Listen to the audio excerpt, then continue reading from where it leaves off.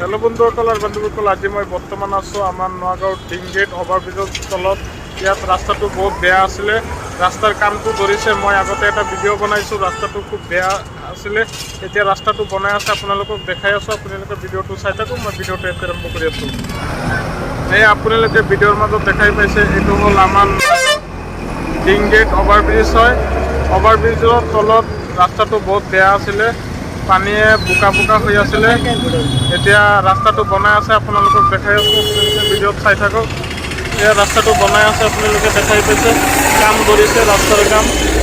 আমাৰ নগাঁও ডিংগেট হয়, ডিংগেট অভাৰব্ৰিজৰ তলত কামটো ধৰিছে, দেখাই পাইছে।